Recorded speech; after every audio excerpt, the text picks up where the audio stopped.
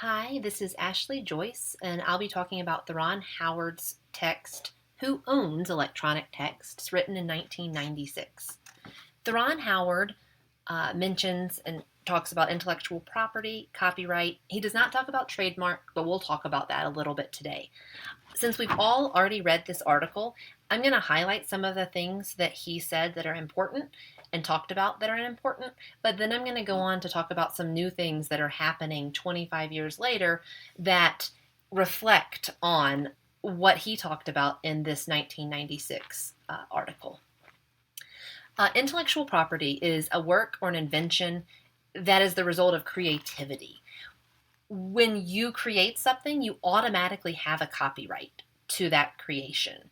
Copyright is the exclusive legal right given to the originator or the assignee. So you have the rights to what you create. However, if you want to enforce that copyright from your intellectual property, your creation of writing or art, then you must file a copyright to enforce it. Howard talks about three main things with regard to what you can create. He says that authors have a natural right to their own work, their intellectual property, but the laws of nature and absolute truths cannot be owned, like 5 plus 5 equals 10. But if you created a math formula from absolute truths and laws of nature that you created yourself, it then becomes intellectual property and then becomes something that can be copyrightable. There's also something called social construct, and he says that all of the ideas that are socially constructed, like countries or gender roles or money, are all things that everyone agrees upon. That also cannot be copyrighted. He talks about the history of copyright and the printing press, and how after the printing press, it was the publishers that wanted power over the writings that they were copying, that they were producing for everyone. They didn't want another publishing house to produce the same thing and taking money away from them. So he speaks to the fact that copyright is really powered by money and not just people who make things, writing or art, holding the copyright and benefiting from it. But in fact, the publishers wanted to benefit from all of the copies that they were making. Originally, the main punishment you would get if there were copyright infringement would be getting sued in civil court.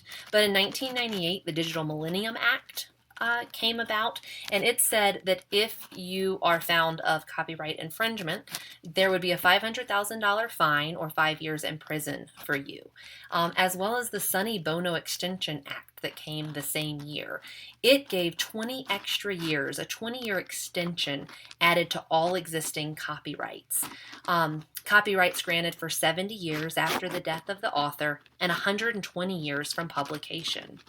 These laws also say that there's something called, here's our copyright, talking about property guidelines, protection, law, content. But there's also something called fair use. Fair use says that texts can be reproduced in limited quantities for the use of teaching, criticism, comment, news reporting, teaching, scholarship, and research. Fair use allows all of us to copy electronic texts or art, or just text and art in general. Make it electronic, copy it on your own, as long as it doesn't interfere with the commercial viability of the work. That means as long as it doesn't interfere with the person who made the work or the copyright holder from making money. In his work, he talked about 5 scenarios. He also, scenarios where copyright and technical and digital ownership might come into question. The things that he talks about in 1996 are still pertinent today, but not as heavy as what I'm about to cover, not causing as many questions. In fact, he's able to answer all of these scenarios. In scenario 1, there was a famous photograph that someone wanted to use and alter. And his answer for that, to make it pass the law, is to ask for permission.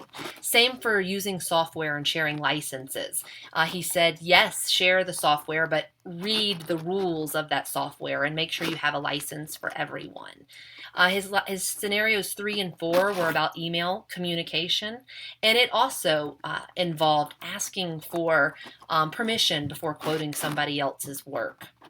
The last scenario, was talking about published work created in an office, and the same applied. He talked about asking for permission in order to make sure that what you're using is fair to use, and you can agree on how payment would be distributed, because you're using information at the office and data at the office, but you're also using your own intellect, and you're also using time outside of work to produce something that you want to publish.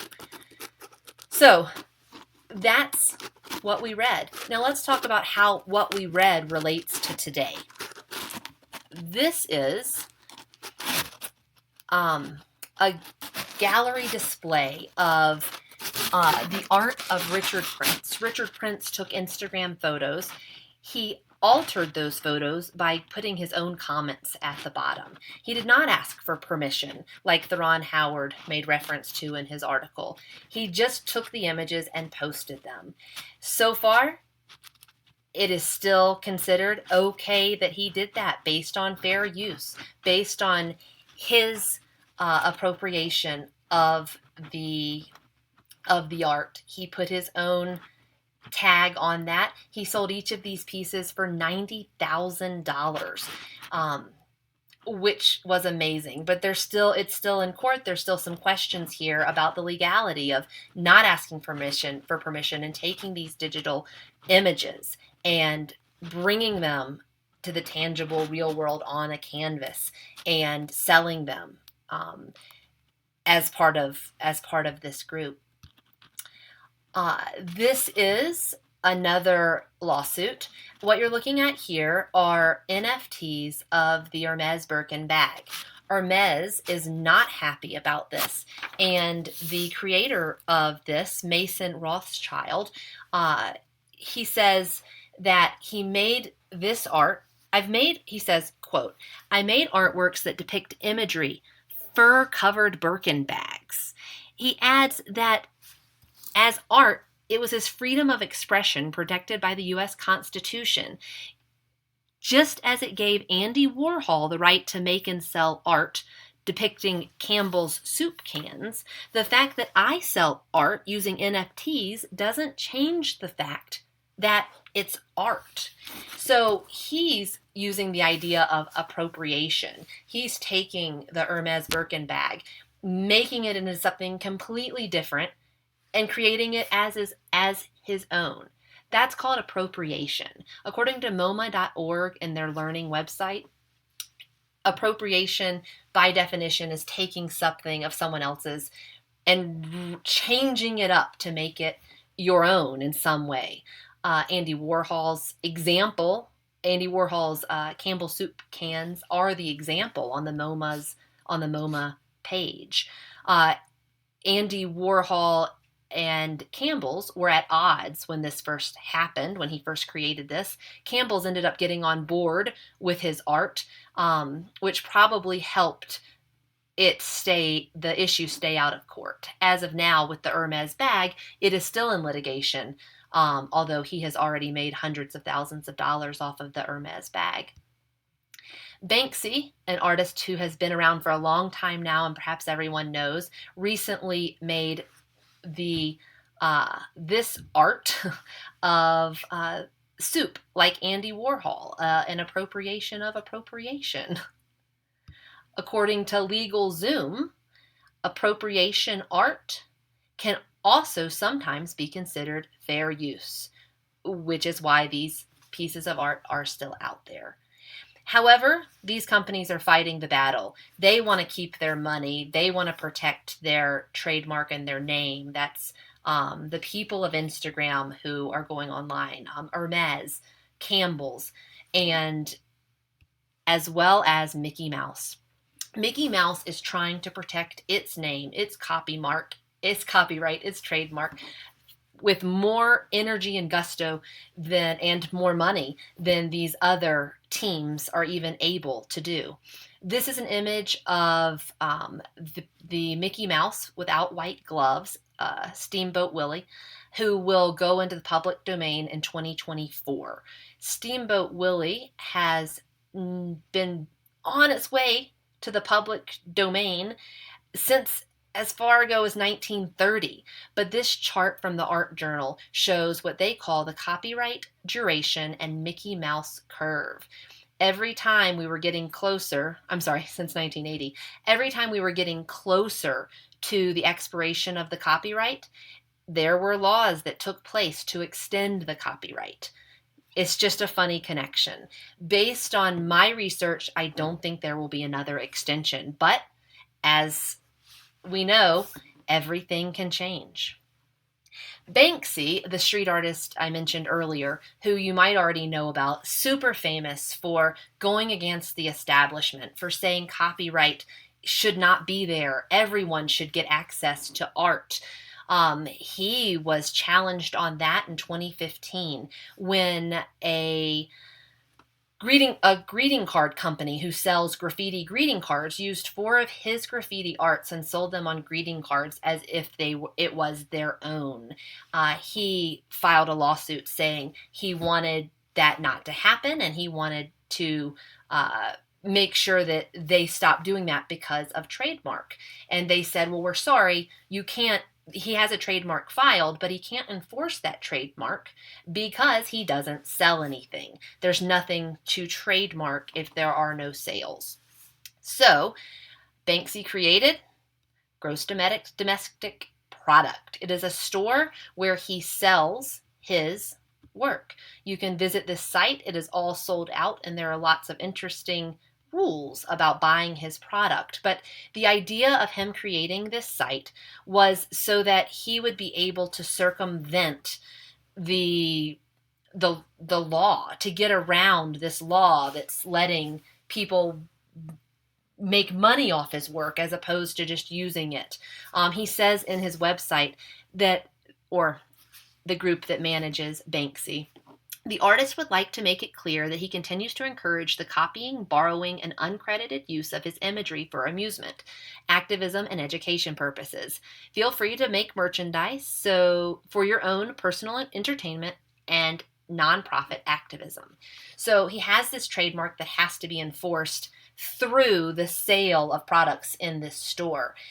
If he were to have a copyright, everyone would have to know who he is, because copyright follows the person who created that intellectual property. And part of the mystique of Banksy is that nobody knows who he is. So this has been his way to get around the fact that he can't actually have copyright on his work because no one knows who he is, but he can have trademark on products that are sold and the image of the Banksy name and the Banksy work. So that's all of the super interesting law cases that are happening now. And this next little section, it doesn't have any court cases to go with it yet. It's brand new. So the Washington Post wrote an article, and this is what I'd like for you to see. AI can now create any image in seconds, bringing wonder and danger. These images that you see here are not photographs. None of these images were taken by a camera. All of these images were created by the artificial intelligence text-to-image generator DALL-E. Named for Salvador Dali and Pixar's WALL-E, DALL-E creates images based on prompts, such as a hobbit house designed by Zaha Hadid, and that's it in the middle. The prompt was a woman in a red coat looking up at the sky in the middle of Times Square.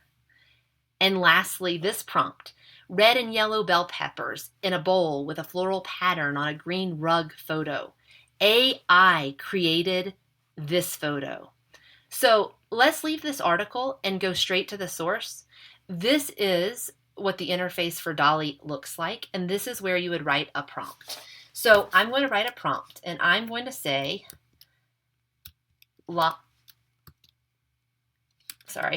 llama in pajamas eating soup at night. Llama in pajamas eating soup at night. So as we wait for it to generate, this is me collaborating with AI. I am giving AI a prompt, and AI, Dolly, is going to give me an image based on my prompt. This is my image. Together, AI and I have collaborated. We have created this electronic text, this electronic image. So who owns this image? Do I own it? Does AI own it? Well, the writers of AI say in their legal page that technically the AI or Dolly or what's called OpenAI, the company that owns this, that's who owns what was just created. However, unlike with copyright, they're using contract law to create this ownership and this way of making money. So Dolly owns what was just created, what you see here based on my prompt. But I can make any money I want to off of these creations through a calendar, through making them into NFTs and selling them as non-fungible tokens on the blockchain. I am able to do whatever I want to with this and make money as long as I give credit to the AI and say, we collaborated. The AI made it. I gave the prompt. And it's amazing. I highly recommend you guys try it. The first prompt I gave was a technical writer at night in a city working on an essay. And here it's real people. It's an amazing new technology. And again, there are no legal cases behind this yet because it's brand new. The opportunity for anyone to use this and not be on the wait list and not be in beta just opened in September of this year. So OpenAI also has something that applies to writing. And of course, we're all technical writers. So it's called the Playground. And this is incredible. You write something such as telling the AI, write a poem about Banksy, B-A-N-K-S-Y, and copyright. Okay, we'll just do that. Write a poem about Banksy and copyright. Now, I don't have to tell the computer who Banksy is or talk to it about copyright. I hit submit, and this is the AI's poem about Banksy and copyright. Banksy is an artist who's famous for street art. He often uses stencils to create his pieces. But instead of poem, let's write haiku. Write a haiku about Banksy and copyright. Sorry, let me delete that part. I'm new to using this as well. So write a haiku about Banksy and copyright. Banksy's art is great. He should get copyrighted, probably, but he can't because. And what's the reason? Well, we all know the reason is because nobody knows who he is. So he can't get copyright. The AI wrote this haiku. It's incredible. Now, I don't own this poem. The AI owns it. But we have collaborated with a prompt and AI's intelligence to create this piece of writing. You can do way more than this. And the questions with law, I'm sure, are going to begin in the future. The funniest, best thing I read about this is in the future, when someone wants to talk about ownership of AI and OpenAI's Playground and Wall-E, who do you think is going to sue about copyright? And the thought is maybe AI. Maybe AI is going to be filing the lawsuit for ownership of what they have created for you. It's a pretty fascinating new spin from 1996 to now, the new questions that are coming up. The last three things I want to show you are, in case you don't know about it, Library of Congress is a great place to get free to use and reuse images. For anything you might be creating for school, for work. These are all images in the public domain, free for you to use. This is publicdomainreview.org, and this is a website that will tell you when new things are coming out in the public domain year by year by year. This year, Winnie the Pooh came out in the public domain, and you can Google it. There's now a horror movie being created called Winnie Pooh, Blood and Honey. The movie poster was a little graphic, so I did not include it, but that is in our future, thanks to copyright being lifted. Creative Commons is a new licensing that has developed for artists. So when you make your work, you automatically have copyright, but if you decide, you can take something that you make and register it with Creative Commons. And if you do, you can tell Creative Commons what is allowed for your work, what people can do with it, what they can use. So I'm just going to look up apples in Creative Commons and see what comes up. So these are images that are free for me to use with Creative Commons. You guys can use them too, just like the Library of Congress public domain, as long as you attribute. If you were to use this apple for something that you were creating, you would just need to say that the apple has this license, and that's where I got the image. So another place for you to get images and digital content for things that you might be using. That's it. I really enjoyed this presentation and this article, and I look forward to seeing the rest of your presentations as well. Thanks so much.